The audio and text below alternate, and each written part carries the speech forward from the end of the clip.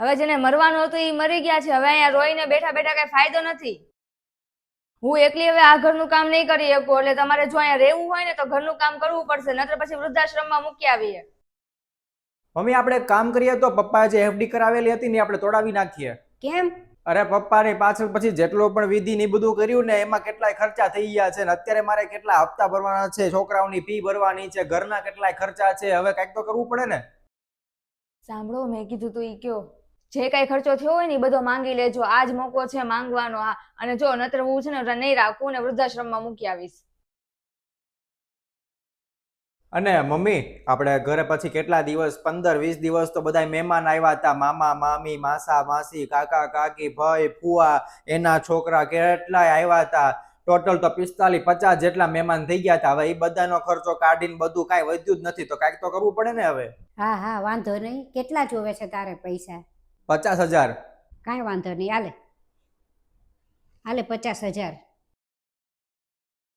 Mummy પણ આટલા બધા રૂપિયા તમારી પાસે ક્યાંથી આવ્યા? તારા પપ્પાને બધી ખબર જ હતી કે હું નહીં હોઉં ને ત્યારે તારી દશા શું થશે એ એને બધી ખબર હતી. એટલે પહેલેથી એને લઈને જ દીધા હતા મને.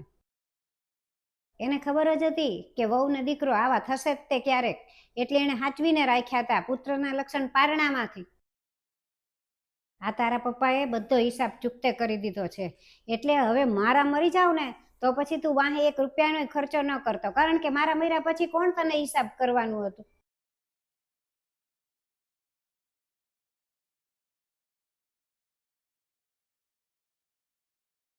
વાહ મમ્મી, તમે તો જોરદાર એક્ટિંગ કરી હો.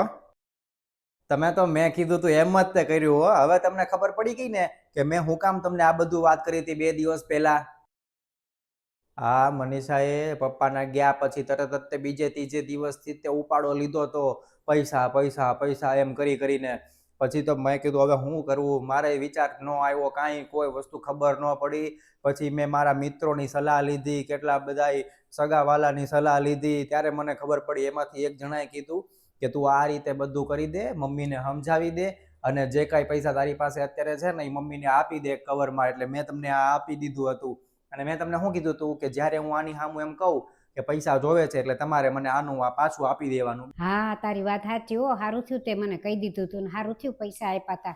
આમાં તો એવું છે મમ્મી કે ઘણી વાર કદાચ આપણા ઘરના તે પરિવારના તે જે સદસ્યો છે, જે આપણા સભ્યો છે, ક્યારેક આવું વિચારી લેતા હોય છે ઊંધું ચત્તું. તો આપણે આવી રીતના મનાવી લેવાય, એને ખબર ન પડે, ઘરમાં ઝઘડોય ન થાય અને લાંબા સમય સુધી આવું ને આવું વ્યવસ્થિત ચાલ્યા કરે. કોઈ વસ્તુનો પ્રોબ્લેમ ન આવે ને ઘરની બહાર કોઈને ખબર ન પડે કે આવું કઈ થયું તું.